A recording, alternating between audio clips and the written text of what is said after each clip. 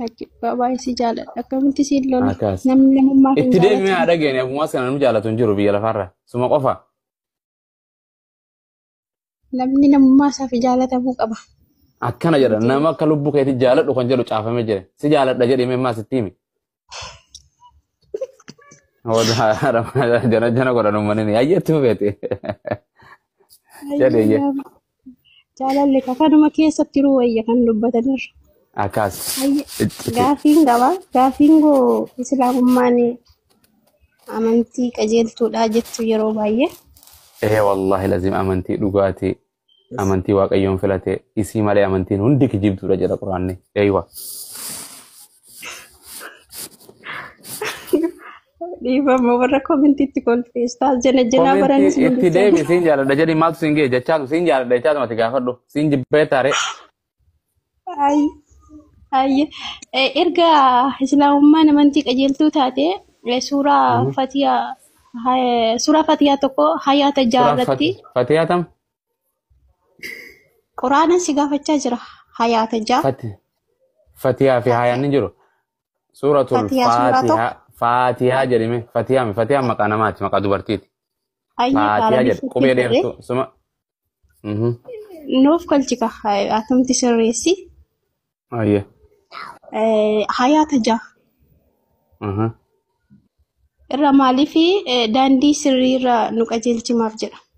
Irraa nu dabsini daandii sirreetti irratti nu qajeelchi irra nu jiraachisi akka warra gartee Yahudaa fi eenyuun jedha. Rabbiitu jedha Nabi Muhammadiin jedhi Nabi Muhammadiin.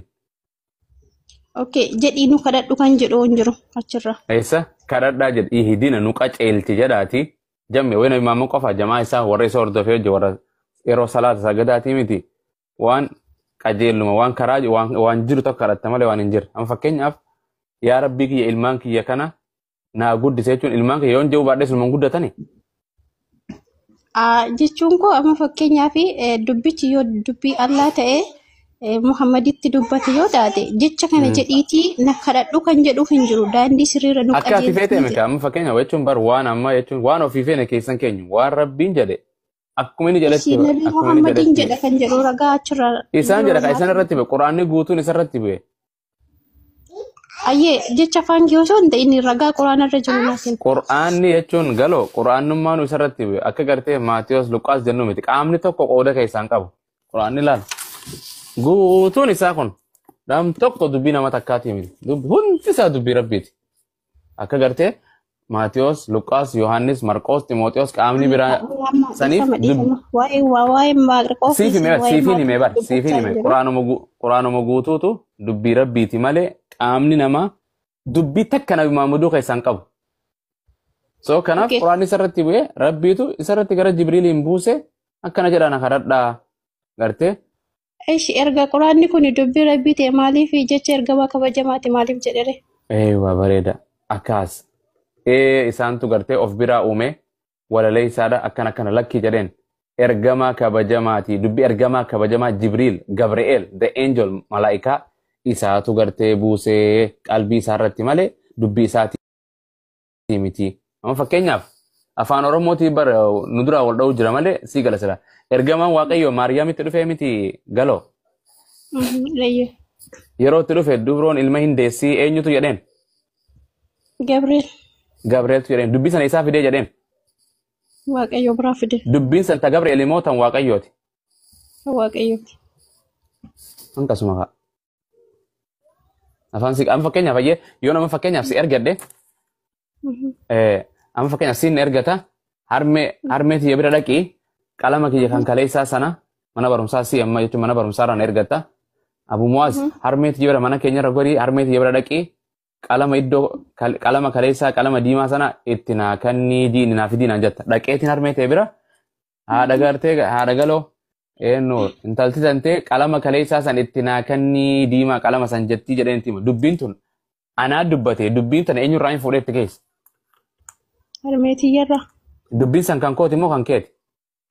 Kan kiyya. Akkana kaanamaa galaa bara ati sii galeen qanuma maal si godharee? Achi gaafii biraa si gaafachuu danda'a?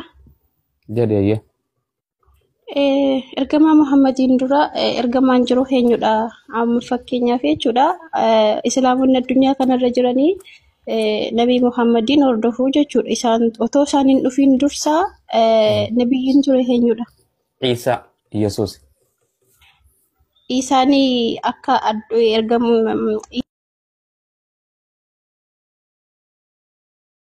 isaanii musliimota addunyaa irra jiran kun hundi isaanii otoo Muhammadiin hin dhufin isaa hordofu turani.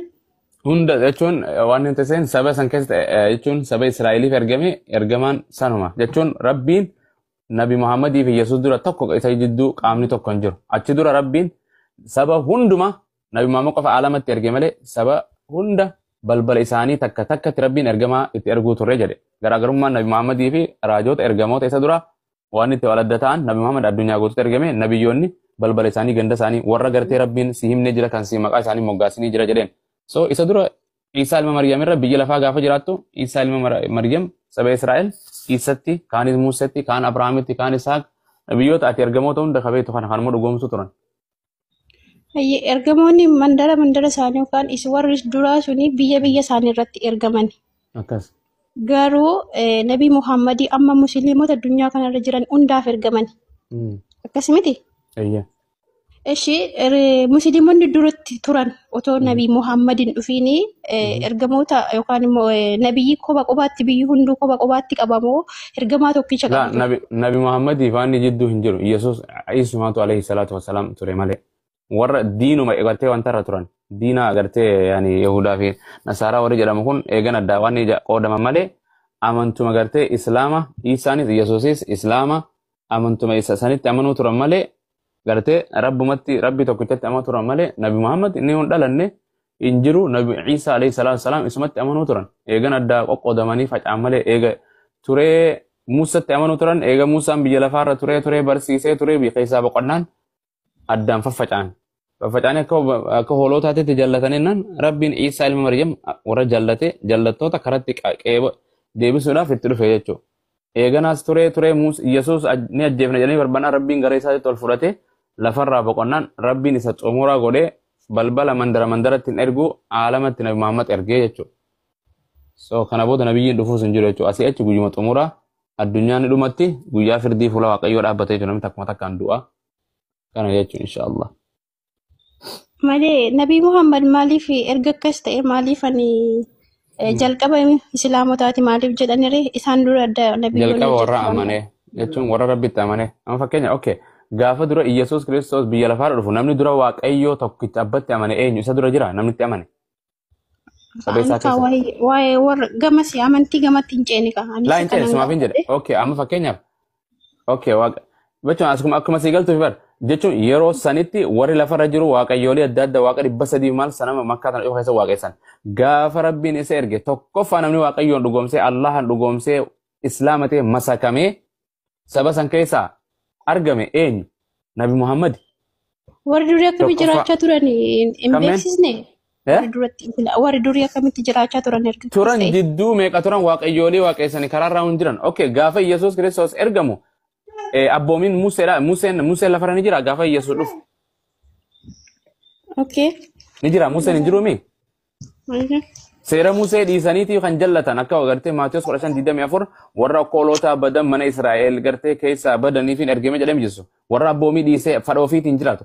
Barri irra dheeratee jaarraan irra dheeratee lakkuma horteen waggaa 100 turanii jennaan dhiisan. Aadaa amantii dhiisanii abboomii Musee rabbiin itti kan isaan hunda dhiisanii hortee generation after generation badan bineensota akkuma hoolaa ta'an jechuun akkuma bineensaa waliin jiraatan. Yeroo san gartee rabbiin Yesuus Kiristoosis dhalatee achi keessatti erge jechuudha. Yesuusis jiraatee gartee mala itti banii ajjeefnan keessaa bara dheeraa waggaa 500 meeqa kuu jiraatee booda gartee jarri kunis amantiirraa namuu jaarraa hin dhumata hin deebi'anii jijjiirama namni keessaa barsiisu hin jiru. Barattoonni namni barsiisu kan dhalatee warri isaanii lallabu keessaa gurme. Rabbiin ammas Nabi Muhammadin fidee isa goolabaa godhee Nabi Muhammad tokkoffaa isa gartee nama Allahatti rabbitti dhugoomsee muslima nama rabbiin masakamee ta'etti dhufe. Islaama jechuun nama rabbiin masakamu ammoo jalqaba gartee ummata saba keessaa argame san keessaa tokkoffaa isa. Yeroo Museen dhufus jalqaba namni Waaqayyoo tokkichaan dhugoomsee isa lammaffaa nama itti amanu sadaffaa nama itti amanu Abrahaamis gaafa dhufu akka nama jechuudha.